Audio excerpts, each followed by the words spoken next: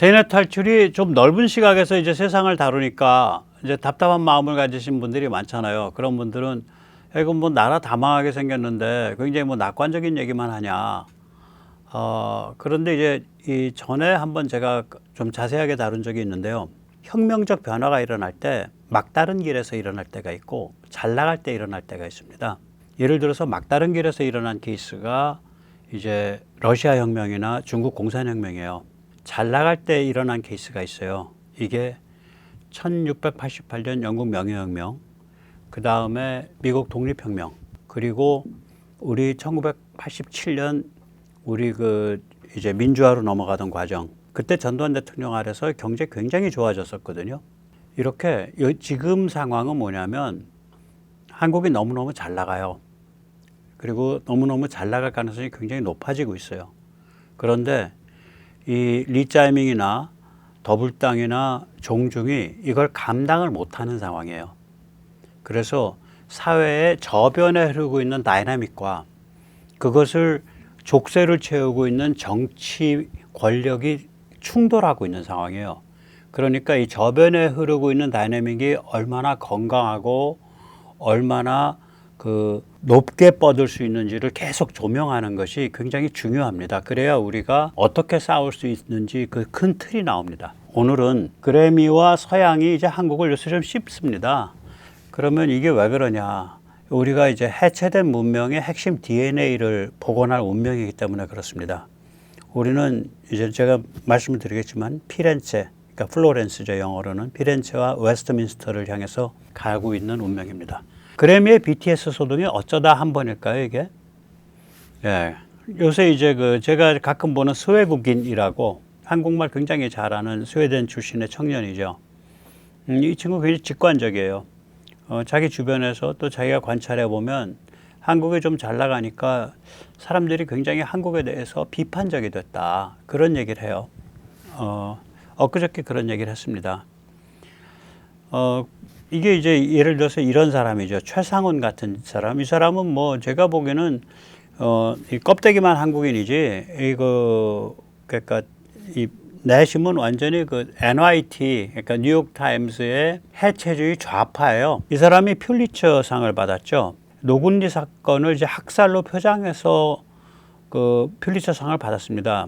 그러면은 오케이, 뭐 학살이라고 부를 수도 있어. 근데 그때의 상황을 정확하게 이야기를 해줘야 되거든요. 그때가 어떤 상황이냐면요.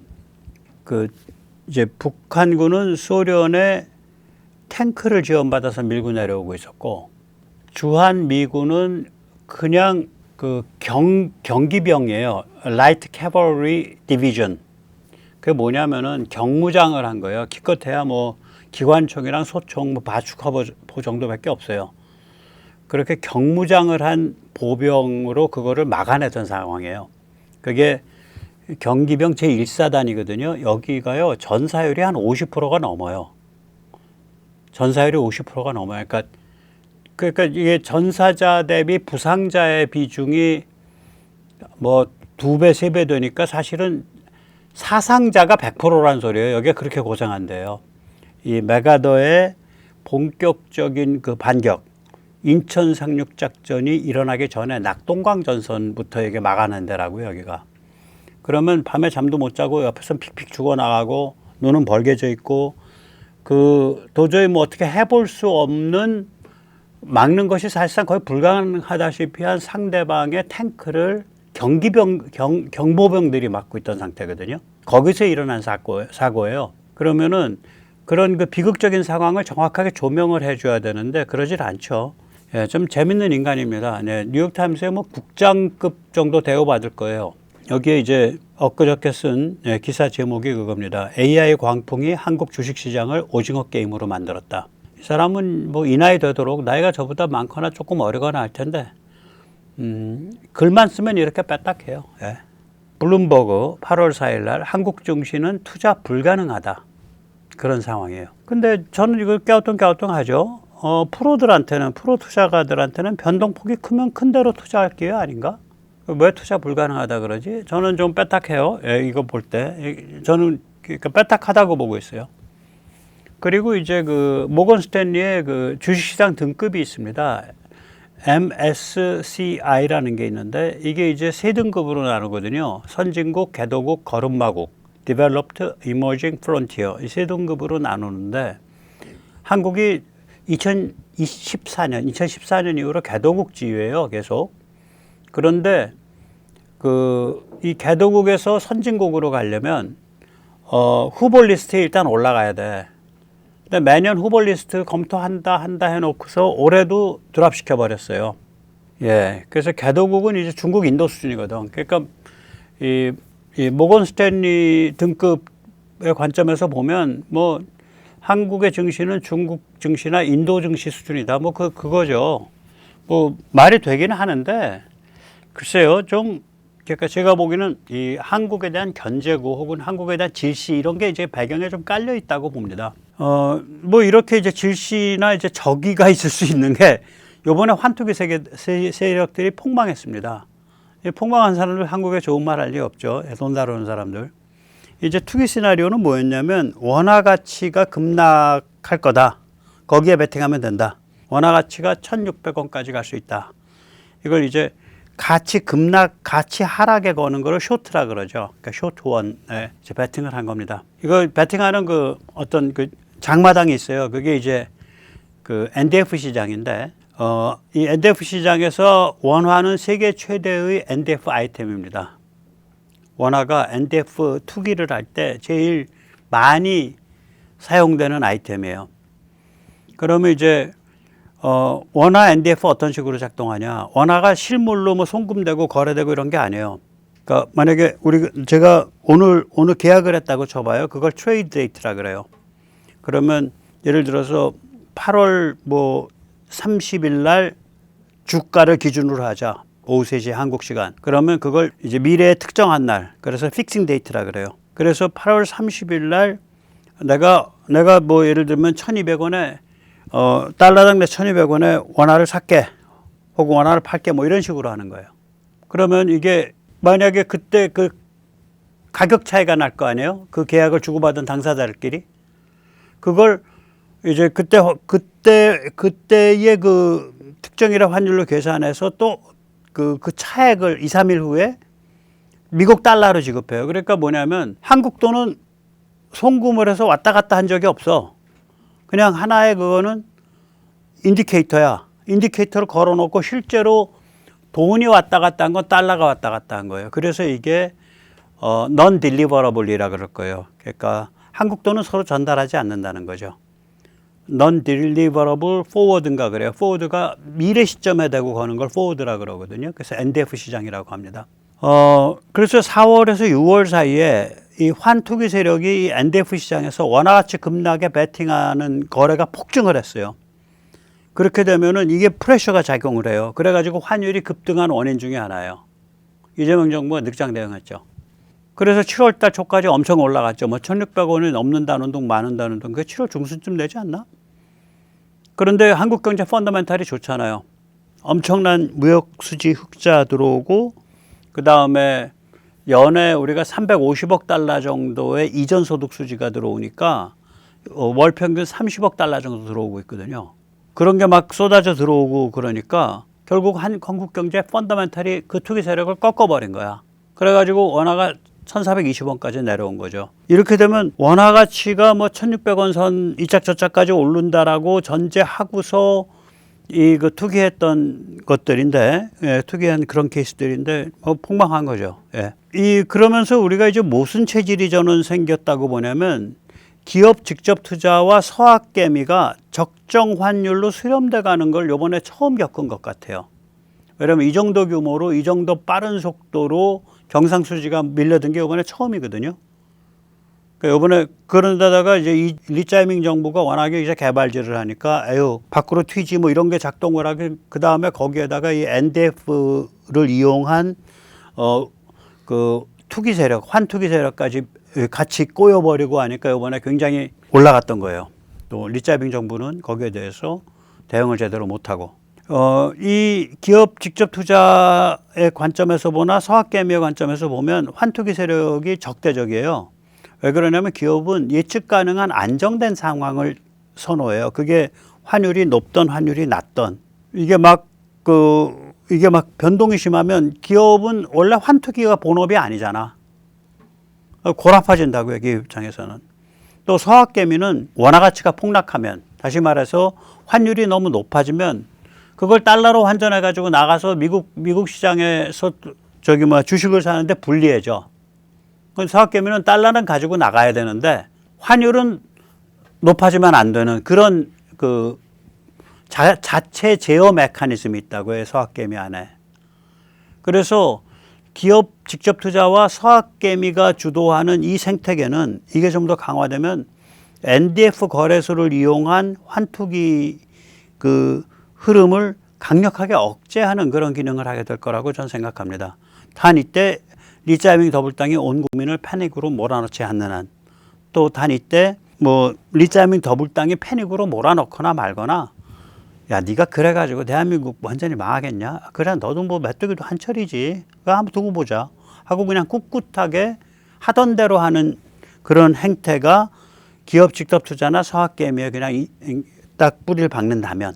예, 여기서 잠시 해외 탈출 안내 말씀 좀 올리겠습니다. 네, 알림, 좋아요, 구독은 머스트입니다. 그리고 회원 가입 많이 해주시고요. 또 여유가 있으시면 자율구독료 많이 부탁드립니다. 감사합니다. 다시 이제 돌아가죠. 이제 바깥에서 이 한국을 굉장히 착잡한 마음으로 경계하는 심리가 생길 수밖에 없죠. 우리가 힘이 세지면 다 그렇잖아요. 짐승세계에서도 그렇듯이 이런 건 다 짐승세계랑 비슷해요. 사람 세계랑. 저를 이걸 이제 그래미 신드롬이라고 부르겠는데, 미국 해체주의 PC 성향 문화 권력 센터가 이제 기겁을 하는 거거든요. 근데 이게 왜 그러냐면, 이 한류가 이렇게 전개되는 거 보면 한류의 코드는 해체주의 코드가 아니잖아. 한류 하면서 예를 들어서 동성애라든지 무슨 트랜스라든지 기후변화라든지 원전 반대라든지 이런 것 띄우질 않잖아요. 한류 하면서. 그러니까 이 해체주의 PC 성향에서 보면, 야, 얘들은 우리들의 마법 주문, 그러니까 DEI, 그러니까 예를 들면 이제 중국 문명이든 미국 문명이든 다 같은 문명이다. 거기엔 이런 게 없다. 이런 극단적 상대주의, 이걸 다이버시티라 그러죠. 닥치고 평등. 그 다음에 그게 동성애든 무슨 양성애든 트랜스든 상관없다. 이게 이제 인클루전이죠. DEI. 그 다음에 해체주의. 이런 거가 이제 얘들의 마법 주문이거든요. 근데 이게 거기에 안 사로잡히잖아, 한류는. 그러니까 얘들은 우리 게 아닌데 이 생각을 하고 있는 데다가 더 황당한 거는 얘들의 관점에서 봤을 때, 아니 왜 태극기를 흔드냐고. 예를 들어서 비틀즈 옛날 팬덤 했을 때 거기 비틀즈 응원하러 간 사람들이 유니언 잭인가? 영국기 흔들었냐고요. 비욘세 공연하는데 거기 가서 성조기 흔들면서 공연 관람하나? 안 그러잖아요. 영어야 무슨 세계 공용어니까 부르짖는다고 하더라도 왜 잘 하지도 못하는 왜 한국어를 해, 관객들이. 그리고 잘 쓰지도 못하는 한글 가지고 이렇게 사인보드 만들어서 왜 흔들어. 그러니까 이 미국이나 유럽의 문화센터의 관점에서 이걸 딱 보면, 사람들이 대한민국이 상징하는 무엇에 매료돼 있구나. 그래서 여기가 소프트 파워를 형성했네. 자기들의 어떤 세계를 형성했네. 그럼 이제 굉장히 거북해지죠. 이제 자기 파워가 그만큼 줄어드는 거잖아요. 이런 경우는 다 제로섬 게임이거든.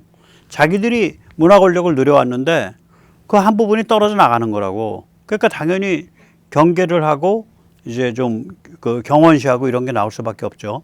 이 한국 문화 속에는요, 우리들도 잘 설명하지 못하는 엄청난 뿌리에서 나온 전면적 유니크네스가 있어요. 제가 이거 만든 단어예요. 전면적 유니크네스, 홀리스틱 유니크네스. 제가 자꾸 왜 영어로 하냐면, 제가 이제 이거 영어로 한번 발표를 하려고 그래요. 말, 문자, 의복, 음식, 주거, 풍습, 종교까지도 그래요, 여기가. 아무튼 그런 기본적인 문화를 형성하고 사람들의 심리를 형성하는 기본적인 영역들에 있어서 전체적으로 다 유니크해.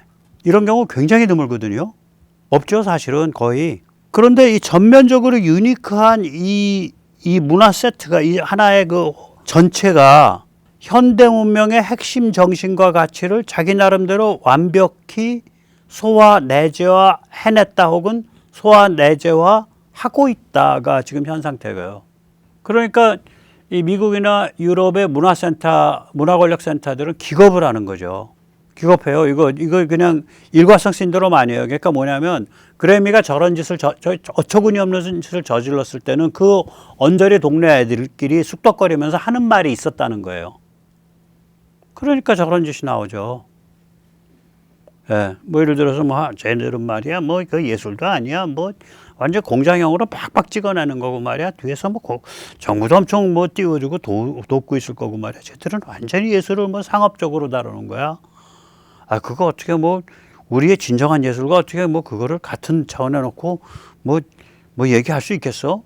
뭐 이런 거죠. 예를 그런 거부터 시작해서 그런 여러 가지의 그런 자기들끼리 뒷담화가 있은 거예요. 그러니까 그래미가 저런 짓을 저지르죠. 어처구니 없는 짓을. 예. 거기다가 이제 또 한국을 보면 얘들의 관점에서 보면 이게 독보적인 제조업 산업 1번지거든요. 서방 1번지란 말이에요. 이때 서방은 지리적 개념이 아니라 즉 서양이 아니라 제도적 개념이에요. 그러니까 한국, 일본, 대만 다 포함하는 거. 미국과 유럽의 제조업은 공동화돼 있죠. 그리고 일본의 제조업은 한국만큼 역동적이지가 않아요. 이미. 일본 제조업이 한국처럼 역동적이지가 않다고요. 그리고 이제 한국을 다시 들여다보게 돼요. 왜 그러면 중국 가두기를 그동안 안 했잖아. 한 번도 안 했다니까요. 중국 공산혁명 난 다음에 중국을 그러니까 주요 적성국, 주요 적국, 주요 위협, 제1 위협, 제1 적국으로 한 번도 본 적이 없어요. 왜 그러냐면 냉전으로 소련이 망할 때까지는 중국은 소련을 포위하는 파트너였단 말이에요. 우리한테 굉장히 참 이상한 아이러니한 상황이었죠. 냉전 후에는 말하자면 친중 하이퍼글로벌리즘이 들이닥쳐가지고 모택 등주의 학살자도 세계 시장에서 푹 담궈갖고 돈 맛을 알게 하면 착해진다 이런 관점이어갖고요. 중국이랑 맞겨룰 생각이 없지.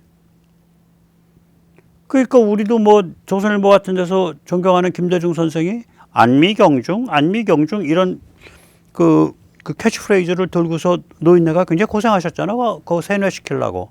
안보는 미국이고 경제는 중국이다. 예. 김대중 선생님 좀 노구라도 이끌고 나오셔서 예, 머리 조아리고 좀 국민들한테 사과를 하십시오. 그래야 어떻게 좀 편안하게 마음이 좀 안정되시지. 예. 자, 그래서 미국과 유럽이 이제 중국 가두기의 시대가 되니까 한국을 재발견하게 되는 거예요.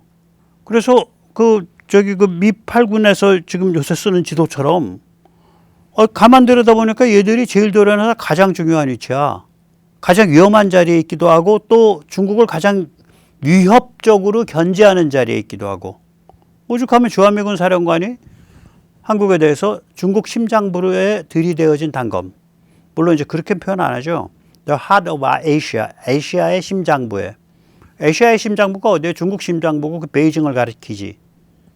또 뿐만 아니라 제일 도련에서 가장 강력한 심지어는 세계에서 미국 다음으로 가장 강력한 군사력 아니에요? 이쪽 서방 진영에서는. 우리가 아니 유럽에서 우리만큼 군사력 강한 데가 어딨어? 없잖아.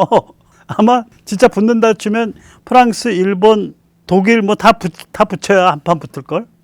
그 다음에 제일도련 연합 AI 킬 웹의 산실이에요. 이 구조가 한국에서 나왔다니까. 한미연합군에서 나온 구조예요. 이 구조가. 즉 그게 미국의 센서가 됐던 한국의 센서가 됐던 센서가 감지한 거를 미국의 타격 무기가 됐던 한국의 타격 무기가 됐던 매칭시켜가지고 때린다. 한미연합사에서 나온 거예요. 이게. 왜냐면 그게 되려면 밑바닥에 먼저 뭐가 깔려 있어야 되냐면 미국의 합동 전 영역 지휘 통제, 미국의 JADC2하고 한국의 합동 전 영역 지휘 통제, 한국의 JADC2가 먼저 망이 서로 엮여야 돼요. 그게 시스템과 망이. 그 위에서 이제 브레인이 같이 돌아가는 거거든요. AI 브레인이. 한국 모델이죠. 한국 모델이에요. 일본이 연결이 되는데 그게 일본은 탄도미사일 유격에 관해서만 주일미군과 일본 자위대가 연동했었어요. 그러니까 일반적인 육군, 해군, 공군은 연동을 안 했다고 일본은. 한국은 전체적으로 다연동하는 구조고. 한국이 이게 제일 들은 연합 AI 킬 웹의 산실이에요. 그리고 제가 거듭 말씀드리지만 전 세계에서 미국이 연합군을 같이 운영하고 있는 유일한 나라가 한국입니다. 다른 데서는 연합군 같이 운영 안 해요. 자, 이런 거거든요. 이게 지금. 이게 요즘 들어서 이 그림이 전체적으로 확 부상됐다고요. 왜? 1949년 중국 공산혁명 이후로 처음으로 중국이 미국과 유럽의 사실상의 제1 경쟁자가 제1 adversary, 적국이 됐거든. 그 전에 1950년대요. 중국은 서방의 관점에서 보면 소련의 시다바리로 보였어요. 소련이 주요 경쟁국이지 중국이 아니야. 6.25 때도 그래요. 예. 그리고 이제 착잡한 경계가 특히 이제 프랑스, 독일 같은 데인데 미국 다음 가는 무기 수출국이 되는 것은 시간 문제예요. 이제 한국이. 제가 이 얘기 자꾸 하잖아요. 지금도 신규 계약은 세계 2위일 거예요. 그러니까 무기는 그러니까 그 프레임워크를 짜죠. 우리 폴란드랑 하면은 뭐 K2 전차가 1000대 그러면 이게 1차분 계약이 있고 그게 어느 정도 진행한 다음에 2차분 계약하고 3차분 계약하고 이러잖아요. 그러면 3차분 계약은 신규 계약으로 만약에 안 친다면 그러니까 프레임워크 기준, 신규 프레임워크 기준 신규 계약으로 보면 한국이 지금도 2위일 거예요. 이미. 근데 여기에 KF-21 이런 거 나오지, 여러 미사일들 나오지, 이런 거 같이 붙어버리면은 미국 다음 가는 무기 수출국 되는 거 시간 문제죠. 거기다가 더 무서운 게 뭐냐면 이 미국 쪽이나 외국의 그 기사들을 보면요, 컬럼들을 보면 방위산업 기반이라는 용어가 많이 나와요. Defense Industry Base. 근데 이 용어에 속으면 안 돼요. 이건 어떤 용어냐면 미국이나 유럽처럼 제조업이 무너진 데서 방위산업 근처만 살아있어. 제조업이. 미국 보면 그렇잖아. 제조업이 방위산업 근처만 살아있잖아. 제조업 다 무너져 있다고. 프랑스 그렇잖아. 근데 한국은 그게 아니야. 한국은 거의 모든 산업 분야가 이중목적 산업이에요. 이중목적 산업 기반이야. 이건 제가 만든 단어예요. 뭐냐면, 그렇잖아요. 삼성전자의 파운드리가 예를 들어서 테슬라의 인공지능 칩을 쓸 때는 민간 시설이지만 그 파운드리가 A사 레이더에 들어가는 질화갈륨 칩을 쓴다. 간칩, 그러니까 GAN 칩을 만든다. 그럼 이거는 군수 산업 기반이 되잖아요. 포스코가 민수시장용 철강, 특수강 찍어낼 때는 그게 민간 산업 기반이지만 그 방산 쪽에 특별한 요구에 부응해서 정말 한번 만들 때 불과 10톤도 안 만드는 정말 10톤이면 포스코 입장에서는 정말 눈꽃만한 물량이거든요. 한동안에도 안 나오는 거예요.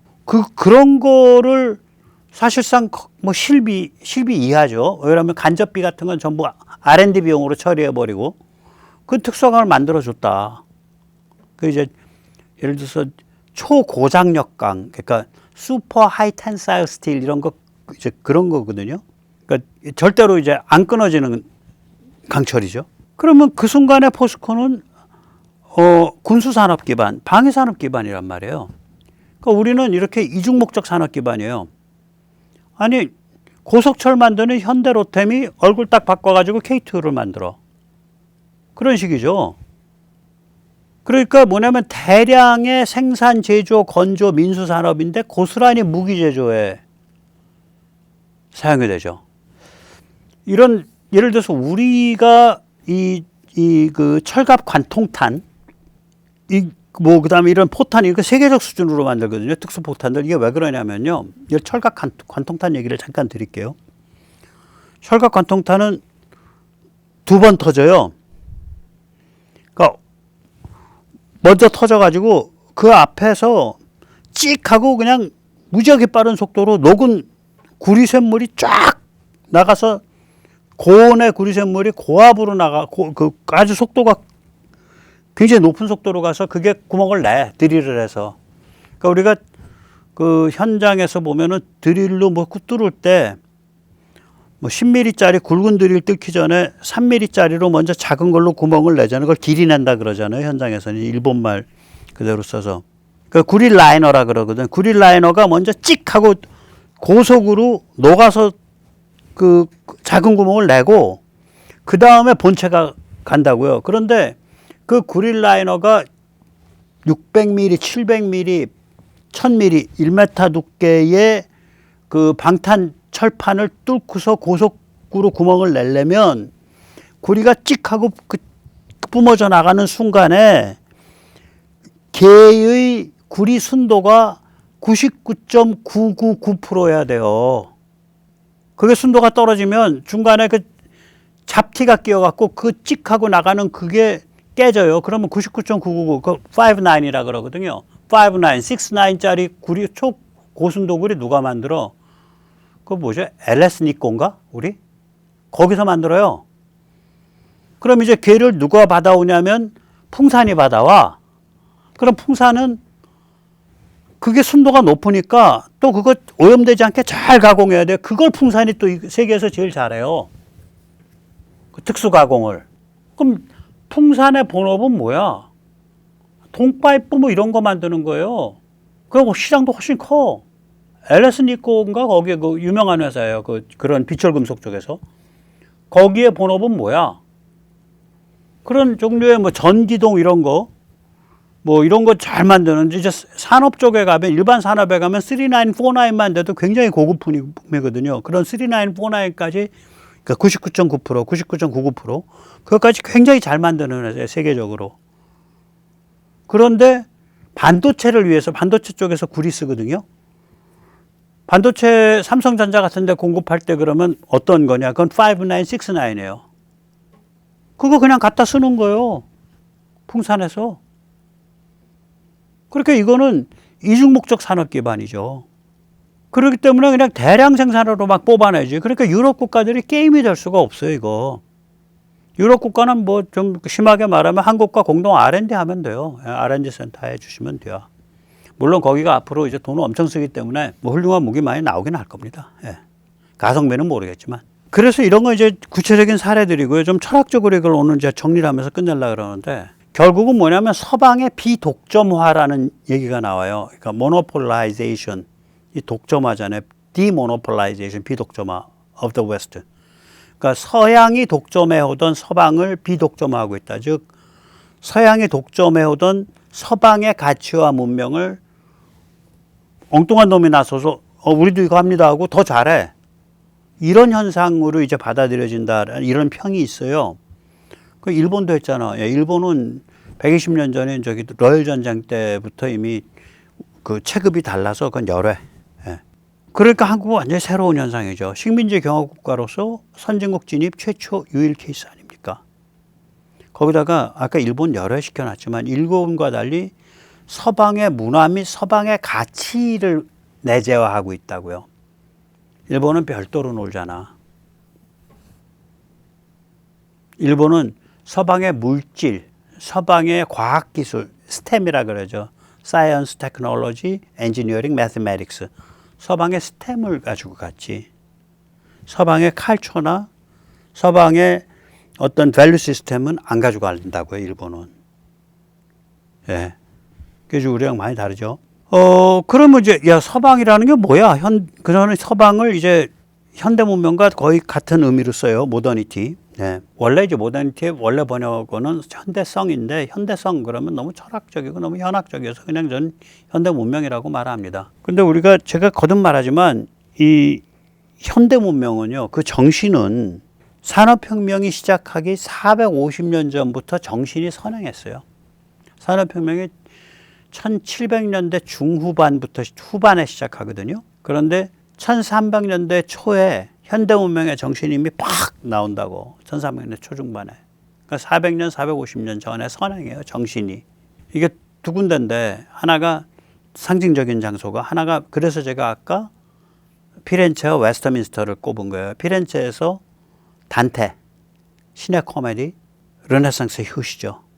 이때 코미디는 하하호호 하는 그런 코미디가 아니고 해피엔딩이라는 소리예요. 왜 그러냐면 이게 이제 그 작품의 핵심 테마가 뭐냐면 하나님이 복수 치부책을 쓰려고 지옥을 만든 게 아니다. 그 지옥을 불길을 통해서 정화돼서 죄가 사해지는 거다. 거듭나는 거다. 그 고통을 통해서. 그런 컨셉이에요, 이게. 그래서 신이 안배하신 해피엔딩. 그래서 신의 코미디예요. 그 다음에 이제 영국에서는 위클리프죠. 이게 종교개혁의 효시입니다, 이 양반이. 이 사람 14세기 초 사람이에요. 그러니까 이게 웃기는 소리가 현대 문명은 내 물질 문명이고요. 역시 동양 문명이 그거요. 함부로 그렇게 말씀하시면 그게 꼭 주고 공산당이 요새 하는 소리고요. 옛날에 일제가 하던 소리입니다. 그거 사실 아니에요. 르네상스와 그 서양의 종교개혁, 프로테스탄티즘을 그 교회 다니든 안 다니든 전 교회 안 다녀요. 그 기본 정신이 뭔가 이걸 깊게 들여다봐야 그러고 나서 이렇게 말씀을 하셔야 돼요.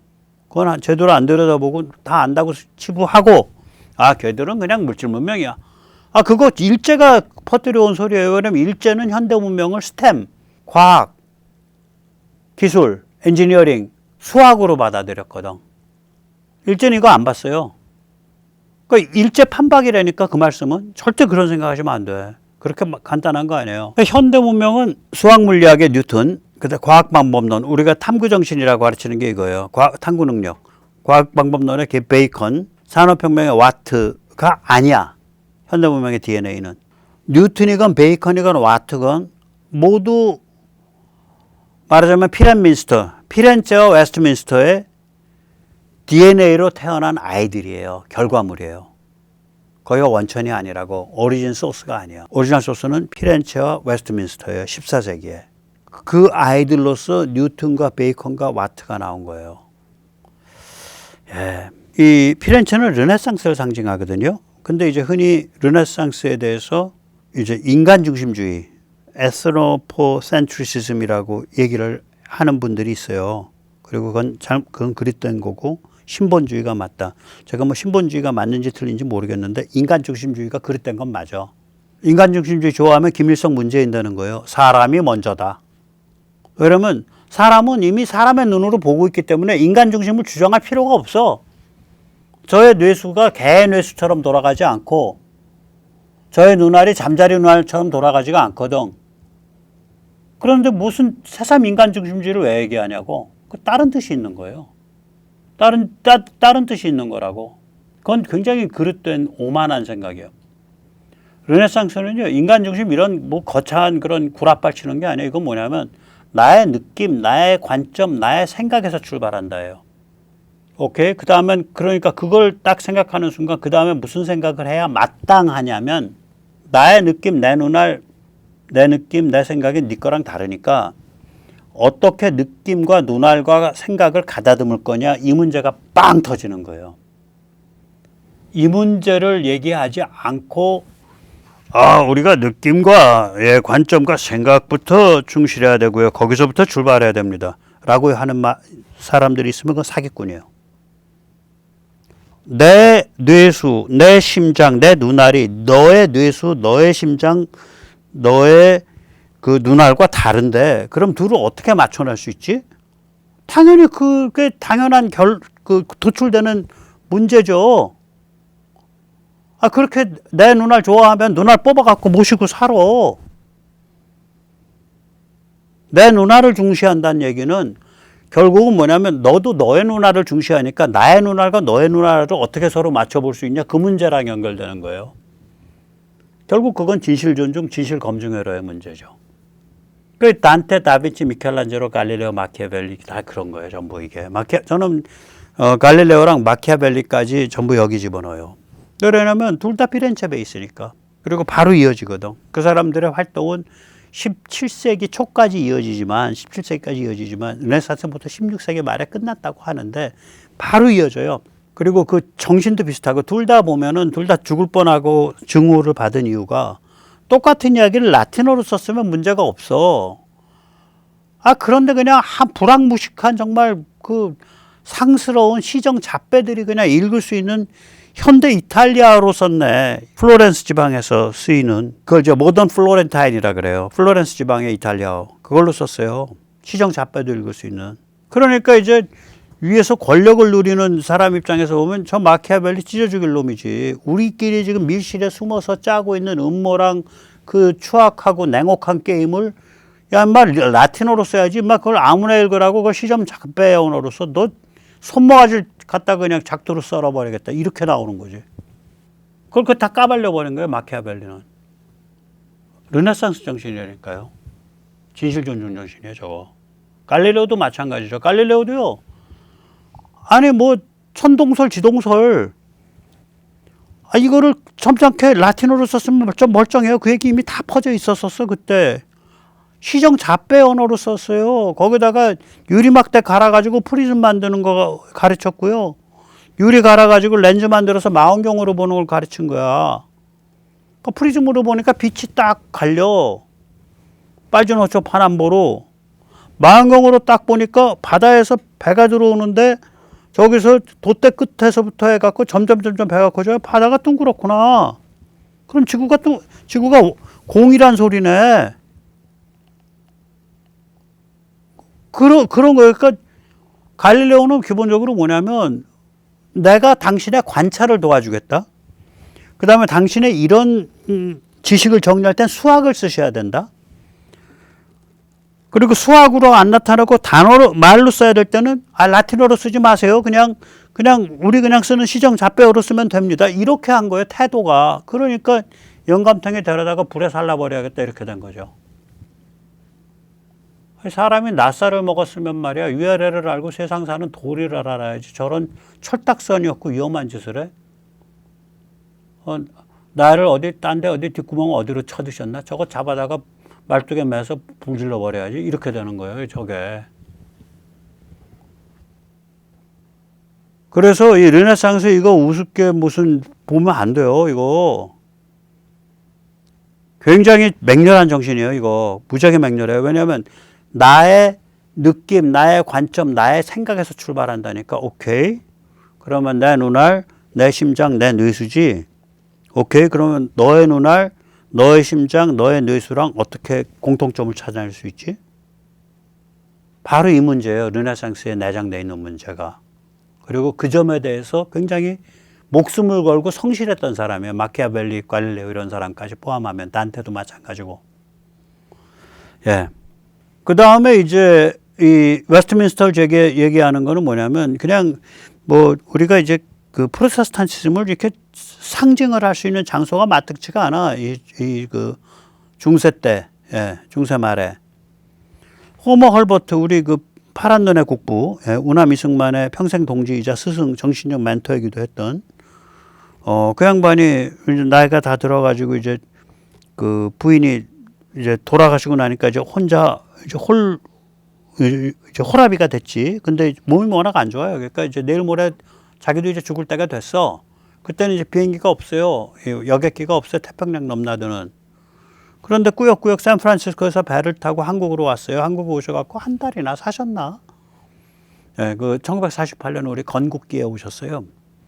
그래가지고 그때 이제 그 샌프란시스코에서 배를 타면서 지인들한테 한 말이 나는 웨스트민스터보다 대한민국에 묻히고 싶다. 오케이. 그 이렇게 잘못 들으면요. 웨스트민스터가 굉장히 화려한 장소거든요. 대관식, 왕의 대관식, 장례식, 왕이 숨졌을 때 분향소, 이게 다 웨스트민스터에서 차려져요. 아주 특권층 장소야. 그러면 그게 특권층 장소니까 웨스트민스터를 얘기했겠냐? 난 좀 갸웃갸웃해. 저는 웨스트민스터를 얘기한 거는 뭐냐면 한편으로 보면 틴데일 같은 사람이 모셔져 있거든요. 웨스트민스터에. 근데 참 이것도 보면 영국도 한심한 나라가 틴데일이 영국 성공의 아버지인데 이 틴데일을 기념하는 틴데일은 저 사람은 그 헨리 8세가 저기 음모를 짜가지고 벨기에인가 거기서 그 카톨릭 교도들한테 붙잡혀가지고 화형당하게 만들었어요. 헨리 8세가 잡아 죽이겠다고 날뛰니까. 근데 헨리 8세의 종교개혁 그림은 누가 그린 거냐? 틴데일이 그려놓은 거야. 그러니까 틴데일의 설계도를 뺏어갖고 비틀어서 성공의 스타일로 종교개혁을 해놓으니까 오리지널이 이게 뒷골 땡기잖아. 그러니까 오리지널 잡아 죽이려고 그러니까 그 오리지널 틴데일은 이제 바다 건너가지고 벨기에 뭐 플란드르 지방 가서 이제 왔다 갔다 하면서 활동을 했다고요. 그걸 거기가 이제 카톨릭하고 개신교가 믹스가 돼 있는다니까 공작을 해서 카톨릭 쪽에서 잡아갖고 이제 말뚝에 달아갖고 이제 불질러서 죽였죠. 틴데이를. 펠리 8세가. 이게 성공회가 좀 야리꾸리한 데가 있어요. 굉장히 정치적이고. 그러니까 이게 1938년인가에 이 타블렛을 세운 거예요. 가운데 틴데일 기념 타블렛. 틴데일은 이제 그 어떤 묘 같은 게 없으니까. 그리고 이제 그 나중에 웨스트민스터가 그게 이제 그 안에 이제 성당, 흔히 수도원이라고 말하는 그게 있고, 그 다음에 이제 그 영국 국교의 그 범털들이 모여서 회의를 하는 의회가 있고요. 종교의회가 있고, 그걸 포괄하는 하나의 행정구로서 웨스트민스터 시티가 있어요. 시가. 그 웨스트민스터 시티에 이 오른쪽에 있는 동상이 서 있습니다. 그러니까 그나마 틴데이를 같은 사람들을 기리고 있으니까 웨스트민스터라고 한 건지, 혹은 아예 웨스트민스터 그거 별 볼 일 있냐 뭐 이런 뜻에서, 왜냐면 웨스트민스터에 위클리프를 안 모셨어. 아까 제가 말했잖아요. 14세기에 영국의 그 종교개혁의 아버지 위클리프. 이 사람은요, 영국 성경회가 굉장히 무서워했어요. 과학하다고. 왕이나 성직자에 대해서 무지하게 이빠른 소리 많이 해서 그 팀이하게 걸면은 그 왕이나 성직자가 팀이하게 걸면 그거 왕위나 그 성직자의 지위 인정하면 안 된다 뭐 이런 소리를 많이 했다고요. 무서운 사람이요. 그러니까 급진적이라고 받아들인 거야. 적대적 관계였었어요, 내내. 그래서 1980년에야 성공의 달력에 모셔져 있어요. 그러면 자 다시 이제 우리가 저거를 이제 타임머신을 타고 호모 할버트의 1948년으로 돌아가 보자고요. 틴데이를 저 잘라 빠진 조그만 동판 하나 모신 지 불과 12년밖에 안 됐어. 그 웨스트민스터가. 그 웨스트민스터가 위클리프는 아예 그 악마 같은 자, 그래서 언급도 못하게 하는 그런 웨스트민스터예요. 영국의 많은 그 종교 사상가들이 그 위클리프를 영국 종교개혁의 아버지라고 받아들여야 된다라고 말을 했음에도 불구하고 웨스트민스터는 그랬다고. 그리고 웨스트민스터는요, 저쪽은 그쪽 그 제도권 쪽은요, 카톨릭하고 나중에 굉장히 타협을 많이 해요. 19세기부터. 19세기 중엽 이후로 정치적인 그 흐름이 카톨릭과 같이 가자 이렇게 되니까 종교도 그렇게 돼서 카톨릭과 타협을 하게 되니까 당연히 저는 레디컬한 그 영국 그 뭐라 그럴까 영국 프로테스탄티즘의 그 아버지들을 굉장히 그 모시는 걸 꺼려하게 되죠. 이제 그런 상황에 대한 이제 그 뭐 웨스트민스터가 그 별 볼 일 있냐? 그 뭐 왕 뭐 그 장례식 분향소나 좀 설치하는 데지 뭐 그 야 한국이 난 훨씬 좋아. 그런 뜻이었을 수도 있어요. 예. 제가 구질구질하게 좀 설명을 드렸습니다. 왜냐하면 우리가 역사라는 건 이렇게 그 세세한 페이지를 들여다볼 때 여러 가지 생각을 많이 하게 되거든요. 그래서 이 프로테스탄티즘 또 르네상스와 현대 운명을 생각하면 프로테스탄티즘은 이게 기본적으로 나와 하나님의 직면 구조거든. Me and the God야. 나와 하나님. 기본이. 그러니까 여기는 굉장히 실존적 개인, 또 실존적 자유, 또 자연법 사상. 그러니까 하나님이 나에게 안배해 놓은 나라는 존재와 분리할 수 없는 천부의 권리, 뭐 이런 컨셉들이 있다고요, 여기. 창조주 앞에 평등. 본원적 평등이죠. 신분과 재산 고하와 상관없는, 지금 처지와 상관없는 본원적 평등이 있다, 인간 사이에는. 그런 컨셉들이에요, 이게 프로테스탄티즘 컨셉이. 그리고 이제 르네상스는 아까도 말했듯이 나의 느낌, 관점, 생각에 대해서 철저한 관점이거든요. 그래서 이 둘이 이중 나선 구조로 엮여갖고 현대 문명이 나오는 거예요. 이게 그런 겁니다. 예. 자, 그런데 이 현대 문명이 그러면 이런 현대 문명의 그 기본 정신이 그럼 유럽에 지금 살아있어? 죽었어요. 언제 죽었어? 한 100, 저는 얼마나, 150년 전에 죽었다고 보고요. 조금 인심 좀 써주면은 한 110년 전에 죽었어요. 예. 그러니까 19세기 말쯤 죽었거나 1차 세계대전 때 죽은 거예요. 지금 우리가 보고 있는 유럽은 좀비 시체예요. 이 정신의 관점에서 보면, 현대 문명의 정신의 관점에서 보면. 이 유럽 이런 그 지주 완전히 이게 죽음의 자리로 딱 들어간 게 뭐냐면 1789 프랑스 혁명이에요. 그리고 그 혁명을 수습하고 나온 게 나폴레옹인데 나폴레옹은 뭐냐면은 국가주의야. 나폴레옹은 황제 대관할 때 자기가 썼잖아. 캐톨릭 인정 안 하고 종교 인정 안 하고 그때 이미 다 목 잘라 죽였고 나폴레옹 전에 혁명 때 원래는 유럽에서는 왕관을 쓰면 그걸 교회가 씌워주잖아요. 그리고 뭐 서로 죽이는 기독교 국가들이 됐지 19세기엔. 그게 죽음의 시작이에요. 죽음의 완성점은 어디냐? 일제 따라하기예요. 일제가 그 막강한 러시아 제국을 밟아버렸잖아요. 1905년에. 그러니까 눈이 번쩍 그냥 띄우는 거야. 전부 유럽이나 어디나. 이게 뭐냐면은 국가가 엔지니어링하는 물질주의거든. 아까 말씀드렸잖아요. 일제는 현대문명을 철저하게 정신 다 거세해버리고요. 스템으로 딱 받아들인 거예요. 과학, 기술, 엔지니어링, 수학. 그리고 강력한 국가제도, 효율적 국가제도를 가지고 그걸 밀어붙이는 거. 그게 일제예요. 그러니까 스테이트 엔지니어드 머테리얼리즘이에요. 저 국가 자본주의라는 말씀을 가끔 들어보셨을 거예요. 저는 국가 자본주의라는 말 안 써요. 왜 안 쓰냐? 국가 자본주의라 그러면 스탈린 체제라든지 히틀러 체제 어떻게 봐야지 헷갈려. 근데 국가 물질주의, 국가가 엔지니어한 물질주의, SEM이라고 딱 쓰는 순간 여기에는 일제도 들어오고 공산주의도 들어오고 나치도 들어오고 중국 공산혁명도 들어와요. 그런 다음엔 저는 아니라고 생각하지만 박정희 대통령 때 그때 그거를 SEM으로 볼 수 있을까 말까 이런 고민도 해보게 돼요. 저는 아니라고 봐요. 근데 그건 뭐 나중에 또 다른 문제니까. 국가물질주의라고요. 이게 대성공을 거둔 걸 보여주는 거예요. 일제가 1905년에. 그러니까 눈이 다 뒤집혀. 저것 따라서 하면 우리가 유럽을 뛰어넘는 사회주의 선진국가가 될 수 있어. 이게 러시아 혁명이에요. 저걸 따라서 하면은 영국이고 뭐고 간에 다 프랑스고 다 굴복시킬 수 있어. 이게 나치야. 저걸 따라서 하면 민족 해방과 지상 낙원을 한꺼번에 이룰 수 있어. 이게 중국 공산혁명의 로직이에요. 교과서는 다 일제야. 메이드 인 재팬. 이건 백모가 주장하는 겁니다. 그때 메이드 인 재팬의 핵심은 뭐냐면 국가 물질주의예요. 그러한 국가주의의 원형은 어디서 갖고 온 거냐? 나폴레옹이에요. 이게 이렇게 연결된다고요. 이 국가 물질주의, SEM의 광풍이 불었을 때 그거 비켜갈 수 있었던 건 오직 영국과 미국만이에요. 그 왜 비켜갈 수 있었냐? 뭐 여기서 얘기 안 할게요. 나중에 조금 짧게 얘기할 기회가 있을동말동해요. 자, 그렇게 해서 유럽에서는 다 죽어 나자빠진 거야. 정신이. 현대문명의 기본 정신 100여 년 전에 다 죽었어요. 거기.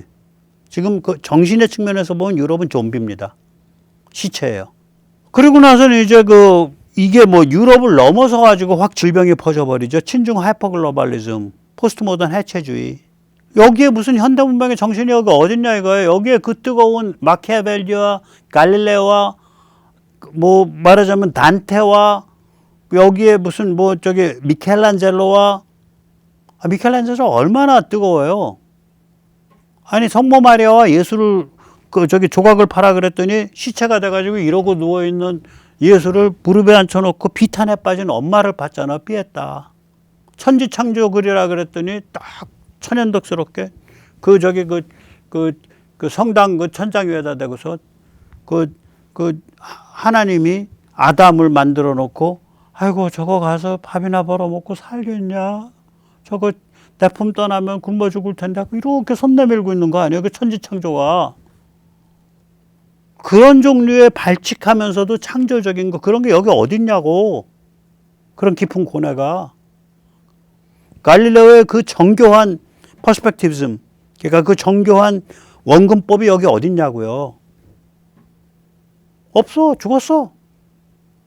유럽에서도 죽었고 친중 하이퍼글로벌리즘, 포스트모던 해체주의 다 죽은 거예요. 현대 문명의 정신 다 죽은 거예요. 다 해체된 거예요. 여기서 이제 한국에 빠방이 들어오는 거예요, 이게. 그럼 또 하나, 유럽 그렇다 치고, 미국이 좀 트럼프로 정신 많이 차리고 있잖아요. 정신 차리고 있죠. 그래서 미국의 정치 문화나 심리 많이 강화될 거 아니에요. 많이 강화되죠. 그럼 인류 보편의 모델이 좀 될 수 있지 않을까? 못 됩니다. 일단 체급이 달라. 거긴 패권국이야. 일본제 1등이야.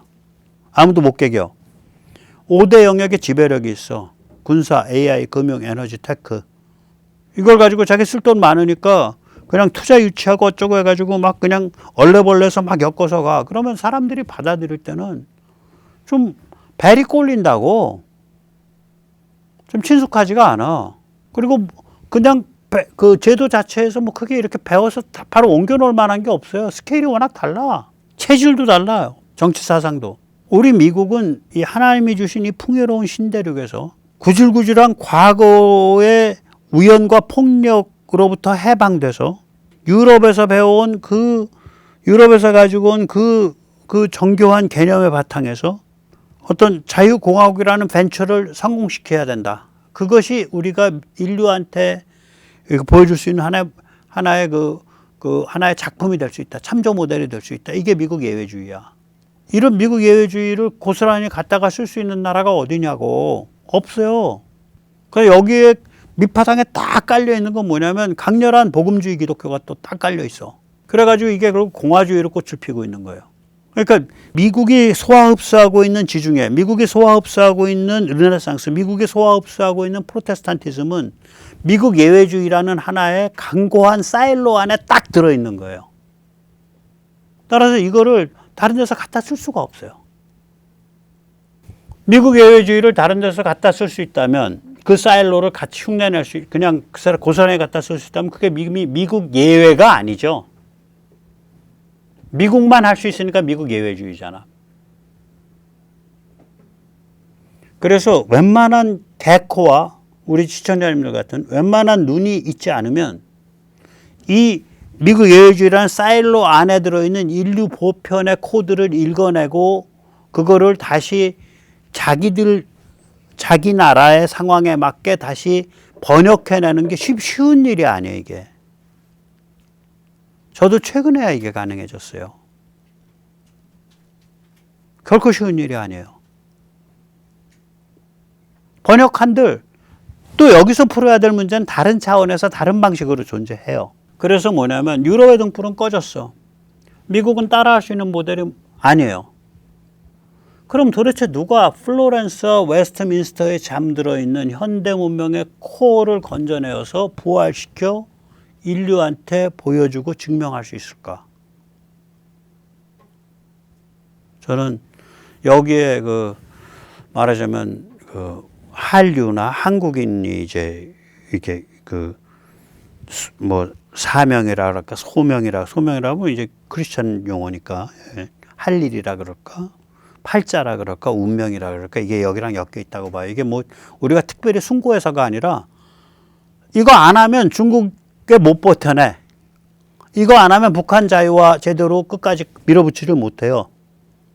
이거 안 하면 오늘 당장 우리 안에서 중국의 어떤 영향력 아래 지금 독버섯처럼 자라져 있는 종중 세력과 더불당과 이재명을 정신적으로 압도해서 넘어서지를 못해요. 우리가 뭐 특별하게 뭐 유전자가 숭고해서가 아니라 처지가 그런 거야, 팔자가. 예, 오늘 여기까지 모시겠습니다. 감사합니다.